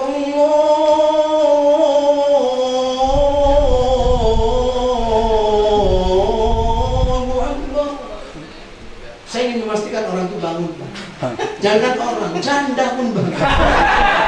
Ya ngajar kan suaranya. Jangan ngajar udah kayak diintikan gua. Allahu Akbar, Allahu Akbar. Diam banget, gak kurang tidur. Mending tidur aja, gak kurang kerjaan. Karena kepepet yang udah gak ada yang ajar, Pak. Sebab kita setelah dengar saya tadi, pakai punya ajar, harus Pak. Karena kita dapat dua kebaikan. Dipanjangkan lehernya, banyak melihat wajah Allah. Yang kedua, kita menjadi panitia di surga. Kalau masuk, luar biasa. Masuk. Gak mungkin kita nyuruh orang masuk kalau kita udah gak di dalam. Sudah di dalam duluan kita. Dekat dengan Allah, dekat sama istana, saya senang. Makanya berapa ustadz yang masuk ke sana? Ya mudah-mudahan sih bisa memberikan warna Islam di istana. Ya kan? Insya Allah. Ya baik, kita buka. Udah hampir 1 jam saya bicara. Ayo silakan dibuka forum tanya jawab. Ustadz yang penting ya. Saya izin minum Pak ya. Tadi punya suara masih. Daripada membaca dari Pak takut. Kalau nggak diminum saya nanti Bapak nggak bakal minum kan? Dibuang. Ya, itu tadi ya sedikit penyampaian tentang urgensi dakwah bagi peserta Bapak Ibu sekalian yang mau ditanyakan, diskusikan, disilakan. Di belakang mungkin ada yang mau bertanya dari adik-adiknya atau mungkin dari ibu-ibunya.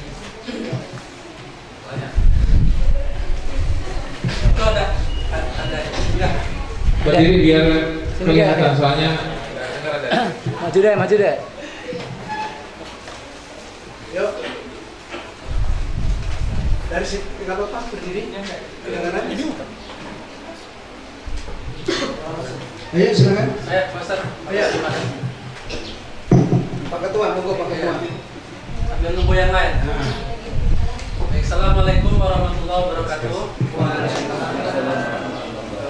Maaf, Ustaz, tadi biasa kita mendengarkan materi yang memang materi ini bukan hanya sekedar retorika ya, berdasarkan pengalaman selama Ustaz Mona berdakwah ke sana kemari gitu ya.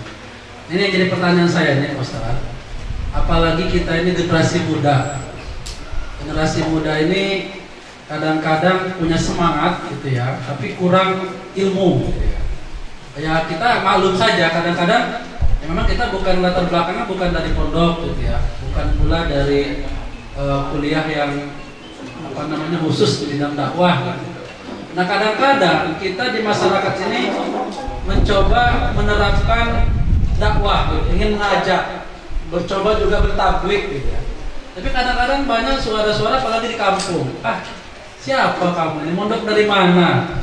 Baru anak kemarin sore. Kadang-kadang itu juga yang membuat beberapa teman-teman itu agak tidak semangat gitu Ustaz. Ya, tadi ilmunya belum cukup, merasa tidak diberikan ruang oleh para ulama-ulama kita yang lain. Padahal semangatnya ada. Tadi kan padahal filosofinya adalah balighu anni walau ayat, sampaikan walaupun kita tahunya satu ayat. Tapi tadi mungkin budaya pakeu atau tadi tidak diberikan ruang, kesempatan sehingga bakat-bakat dakwah itu terpendam, tidak bisa muncul. Nah, ini bagaimana cara menyikapi hal seperti itu? Terima kasih Assalamualaikum. Baik. Jadi pertanyaannya Ustaz, memang gini, tadi perlu saya pahamkan dulu. Dakwah itu kan ada dua, ada dakwah fardiyah, ada dakwah ammah. Ada dakwah sifatnya perorangan, begini loh. Nah ya, istihis. Ada dakwah yang sifatnya dengan orang banyak, ya kan? Nah, dua-duanya itu juga disebut sebagai pelaku dakwah. Jadi gini, jangan dipahami bahwa dakwah itu harus di atas mimbar. Jangan dipahami bahwa dakwah itu harus ceramah. Jangan dipahami bahwa dakwah itu harus di panggung. Enggak. Halo? Disesuaikan dengan kemampuan kita masing-masing. Umpama kita, makanya pentingnya itu kerja amal jema'i, kerja tim. Contoh kayak kita di sini nih, ada jadi MC, ada yang jadi siapa, ada yang jadi siapa. Artinya ini jadi amal bersama, ya. Nah, perlu diketahui bahwa perlu kerja tim itu artinya apa? Ada orang yang bisa ngomong, yang punya kemampuan ngomong, ini diberi kesempatan dia untuk ngomong. Tapi ada juga dia nggak bisa ngomong, kalau ngomong itu grogi. Ya sudah, kamu ngurusin bagian apa? Ngoprak-ngoprak, kamu ngoprak-ngoprak bahasa Jawa itu. Ngajak orang, hei, besok ada pengajian di masjid, ayo mangkat. Itu kemampuan dia. Itu juga dakwah. Itu juga dakwah. Ya kan? Enggak mesti harus ramah. Yang kedua kalinya, ibu-ibu, Ustaz saya mau dakwah gimana? Ibu dengan pakaian yang syar'i, pakaian yang berhijab, tiap hari ketemu tetangga, ramah dan segala macam. Itu juga bagian daripada dakwah. Tidak mesti kita di mimbar ngomong berdua. Ya kan, ibu ini terus menjadi pakai jilbab, subhanallah, kelihatan cantik, kelihatan makin wibawa. Ya kan, saya senang kalau ngeliat perempuan-perempuan pakai hijab. Nanti akhirnya dia bisa cerita ke anaknya, bisa ke adiknya, itu juga dakwah. Nah, cuma yang ditanyakan di sini adalah bagaimana kalau dakwah kita di mimbar. Halo, dakwah kita di mimbar. Maka kan ada dakwah bilhal, ada dakwah juga bilisan, ya kan? Nah, dakwah bilisan itu termasuk salah satunya ngomong atau termasuk di mimbar. Nah, dakwah bilhal itu, nah ini contoh nih, halo teman-teman, seperti saya, ya. Saya udah beberapa tahun ini di lingkungan saya nggak banyak ngomong. Tapi kalau nggak ada yang ngajar, saya ajar. Dan saya memastikan saya selalu nggak mau telat dan saya nggak mau terlambat. Nanti kalau nggak percaya, ini bukan konteks pamer bukannya, ini kan konteks kepercayaan kepada masyarakat. Nanti kalau bapak ke masjid saya, bapak tanya, Ustaz Firman itu kalau sholat di mana? Pasti akan ditunjukkan ke tempat saya. Kalau saya pas nggak ada, pasti dia ngerti, pasti Ustaz saya keluar. Karena nggak ada, atau kalau nggak kuat, kalau udah beberapa kali, oh ini mungkin sakit. Karena tahu di mana saya sholat. Boleh bapak? Saya bergerak kemarin tanya ke jemaah saya, di mana Ustaz Firman sholat? Artinya apa? Cukup dengan saya sholat nggak pernah terlambat, itu bagian dari dakwah bilhal. Saya ajar itu bagian daripada dakwah bilhal. Tiap hari saya habis maghrib, habis subuh, saya pegang Quran, baca Quran di masjid. Orang tahu. Itu bagian juga dakwah bilhal, nggak perlu saya ngomong. Tapi kalau saya pas waktunya dikasih ngomong, ya saya ngomong. Bapak Ibu, kenapa perlunya kita baca Quran? Saya ngomong. Tapi kalau nggak, saya dakwah bilhal. Atau dengan pakaian saya rapi, saya ke masjid, pakai peci, pakai sarung, ke masjid. Itu juga bagian dari dakwah bilhal. Ketemu orang disapa, ketemu orang senyum, orang diajak salaman, itu juga bagian daripada dakwah. Jadi jangan dipahami bahwa dakwah itu harus pegang mic. Dakwah itu harus di atas mimbar. Enggak, itu maafin ya.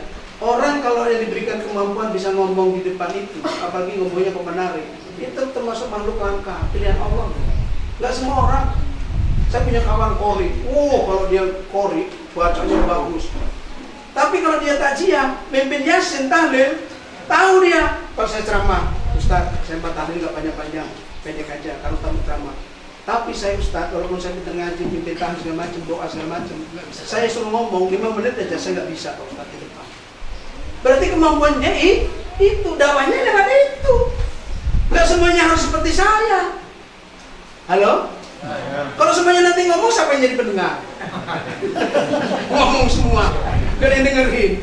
Artinya, intinya kita itu sibukkan diri kita untuk mengajak kebaikan. Itu intinya. Maka saya kalau ditanya mutu, tiada hari tanpa dakwah. Itu mutu saya. Karena dakwah itu dipahami tidak mesti saya ceramah.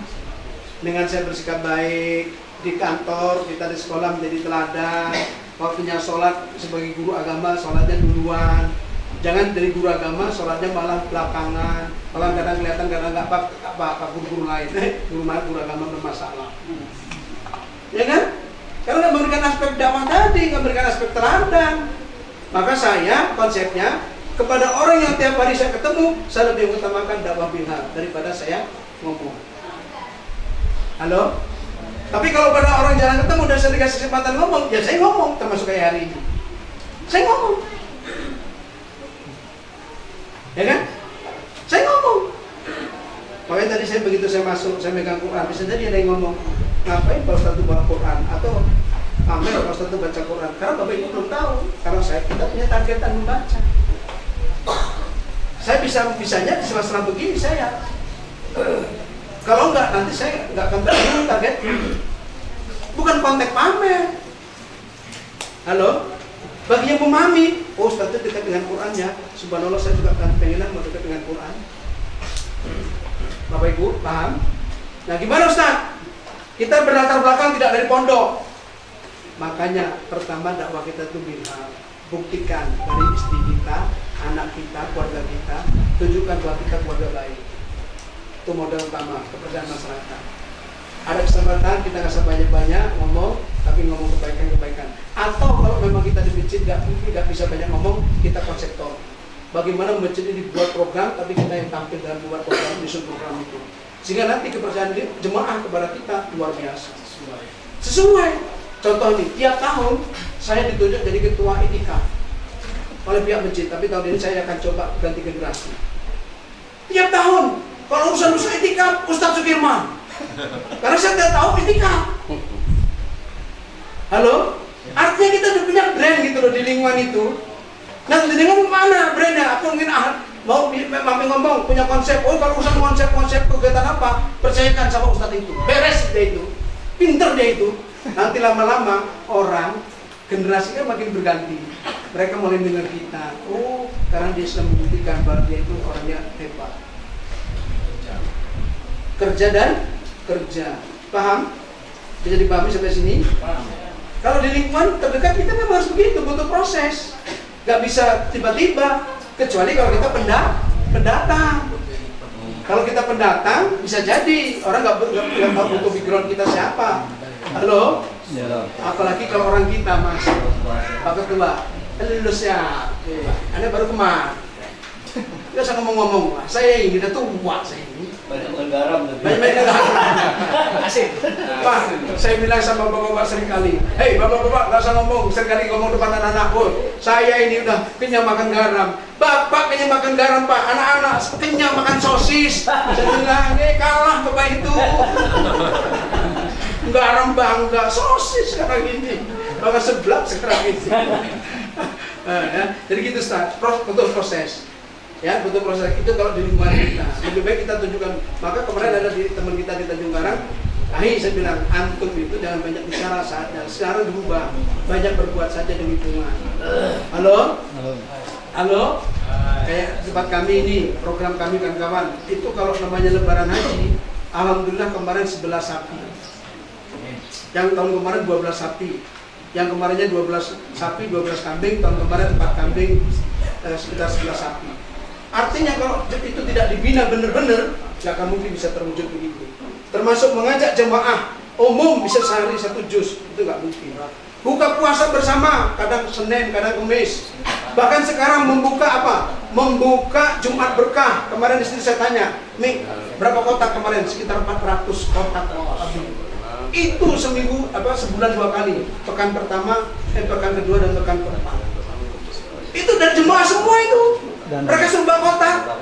Dikoordinir, ibu nanti bawa minimal 3-4 nasi kotak. Ibu juga bawa di jadwal, ada yang menjadwalkan itu. Dan ternyata bisa sampai 400. Tuh. Artinya, nggak akan mungkin itu akan terwujud kalau itu tidak dimulai. Maka harus ada yang memulai. Siapa? Bapak dan ibu harus memulai itu. Termasuk ibu berperlu, nih bapak-bapak habis sholat subuh, gak usah pulang. Apa? Isyraf 1-2 orang. Saya tadinya cuma 2 orang. Pak Haji, dia kan pensiunan. Sanggup nggak mulai hari ini masa Covid kemarin tanggal 2019 kemarin? Dan Pak Haji, kita habis subuh gak usah pulang ya. Kalau Pak Haji ada, saya nggak ada, Pak Haji sendirian nggak apa-apa. Kalau Pak Haji nggak ada, aku sendirian nggak apa-apa. Ternyata nambah. Sekarang bisa mencapai 10 bahkan 15. Kalau ada kajian bisa sampai 30 orang. Artinya nggak akan mungkin kebaikan itu ada kalau nggak ada yang memulai. Intinya itu, dakwah itu ngajak kebaikan. Halo? Ngajak kepada jalan Allah. Kita yang harus memulai.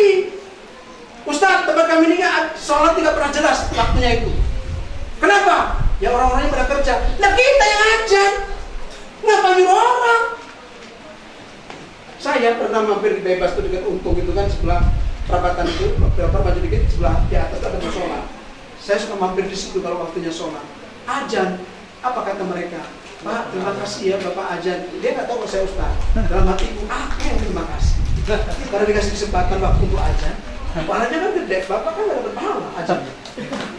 Saya dapat pahala. Jadi di mana saya mampir nggak ada ajan, saya ajan. Kenapa nyuruh orang? Mau kita bisa. Halo Ustaz, suara saya nggak bagus. Ya nggak apa-apa, baru sekali sudah didengar di lingkungan itu kok. Kenapa kita mampir? Ya nggak apa-apa lah. Nggak bagus juga, yang penting jangan salah. Salah itu maksudnya gini loh, ada orang semangat aja tapi salah baca mahrotnya. Allahu Akbar, Allahu Akbar.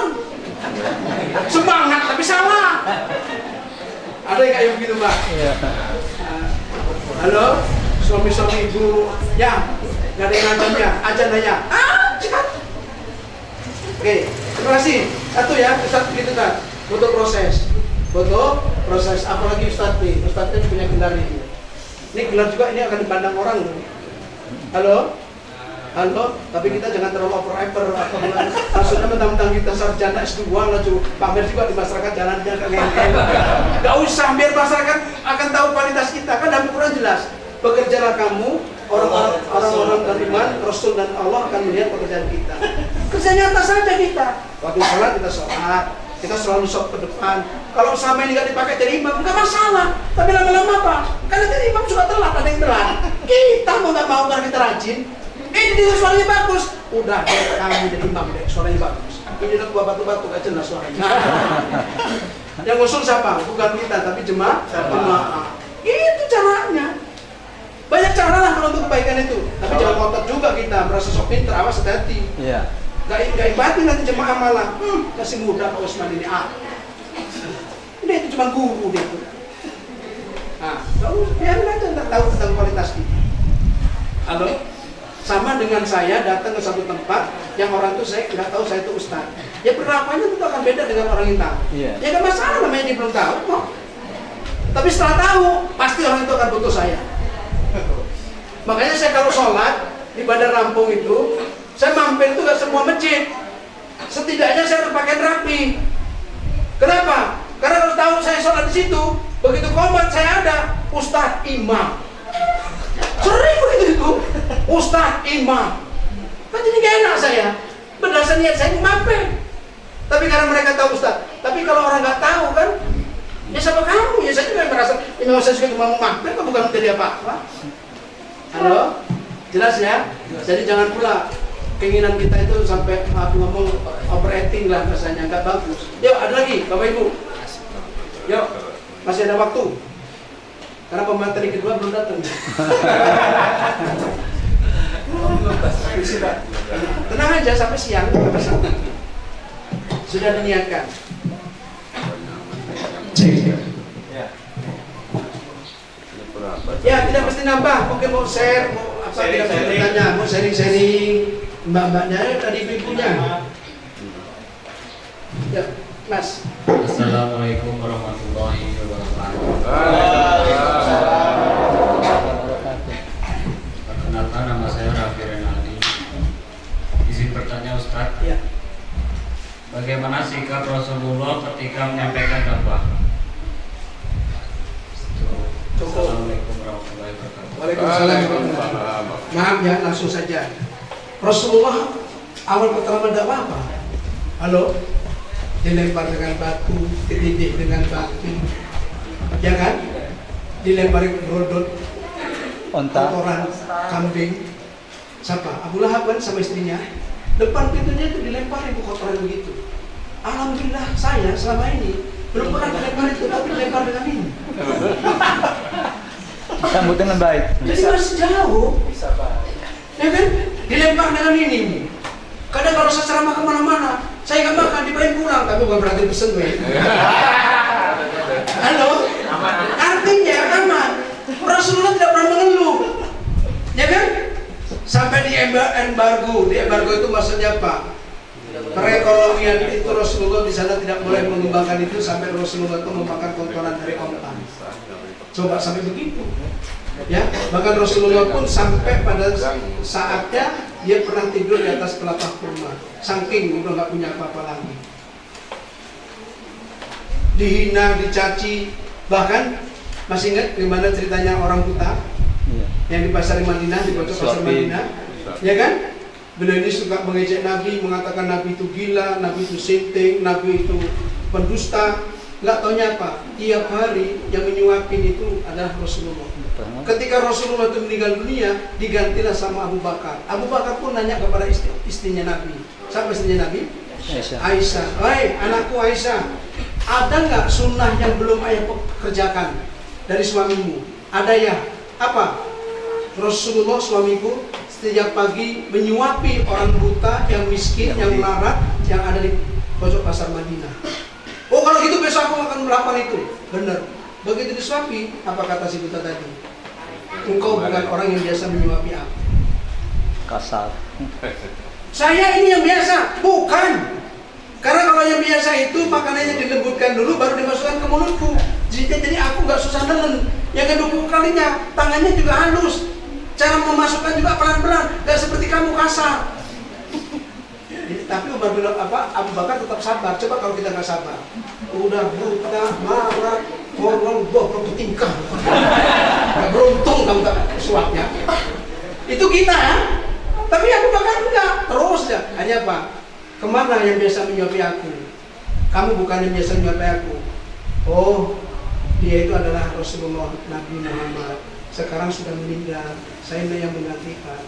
Akhirnya apa dia? Memeluk Abu Bakar, akhirnya menyatakan diri masuk Islam.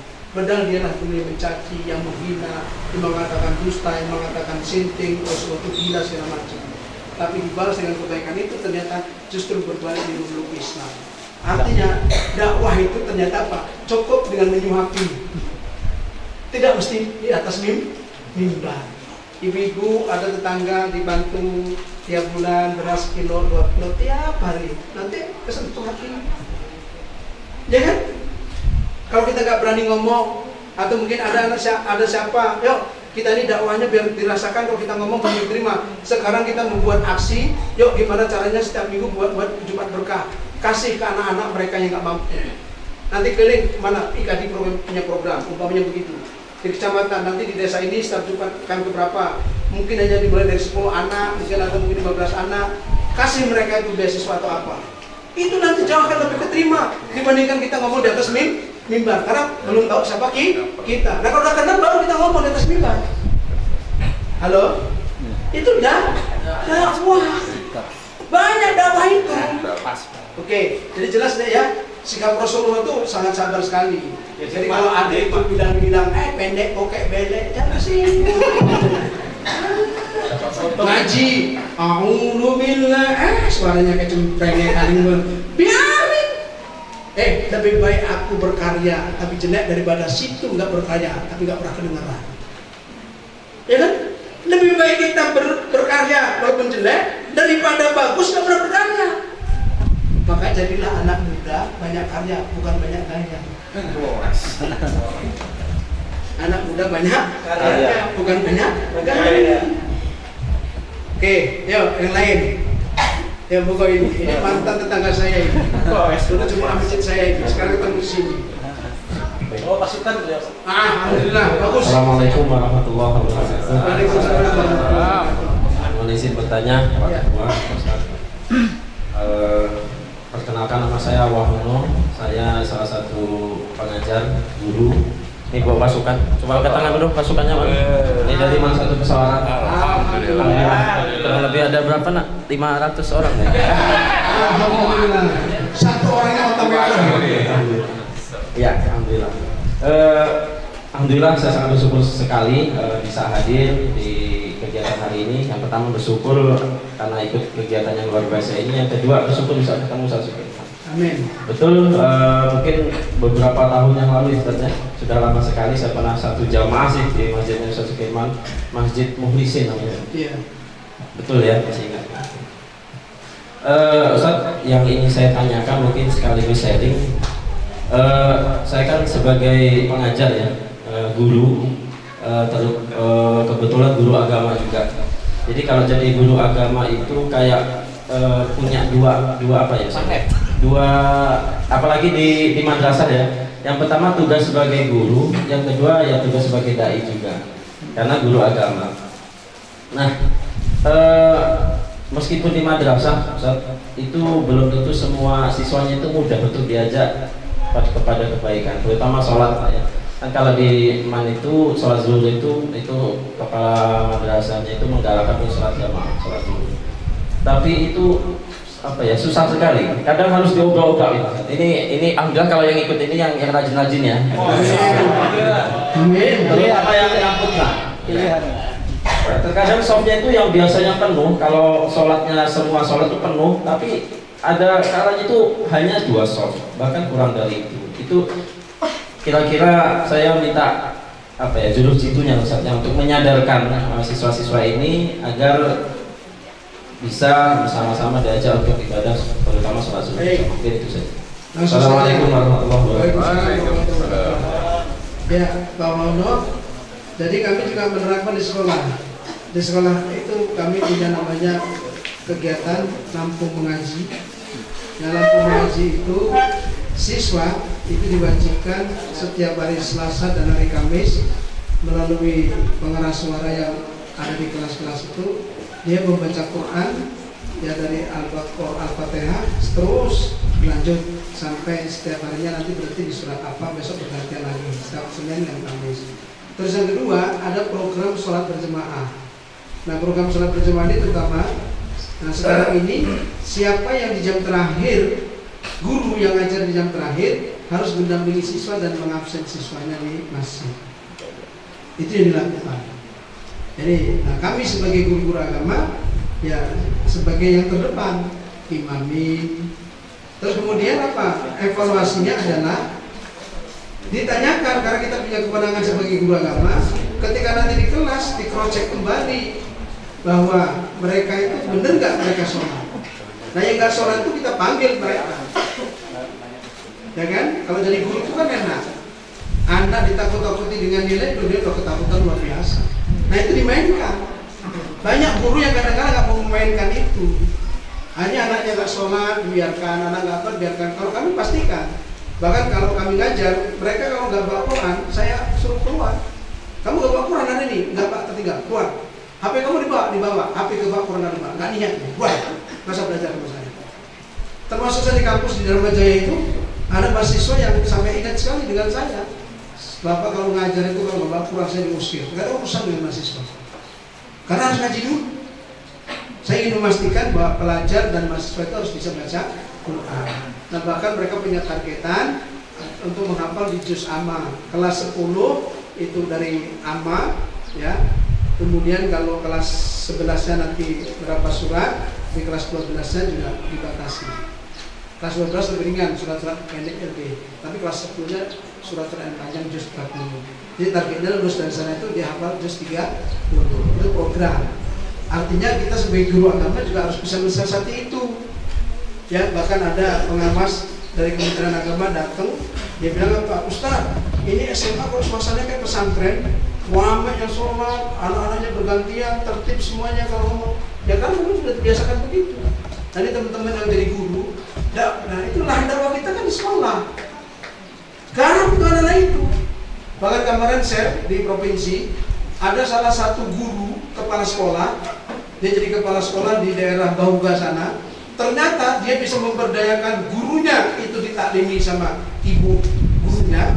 Terus kemudian guru-gurunya itu membawahi, membina anak-anak peserta didiknya itu, anak-anak SMA. Ditaklimi oleh mereka seminggu sekali. Jadi sekolah itu benar-benar dikenal sebagai sekolah agamis. Halo? Dan kemarin saya juga tanya, ini mohon maaf, ini bocoran ini terkait dengan politik.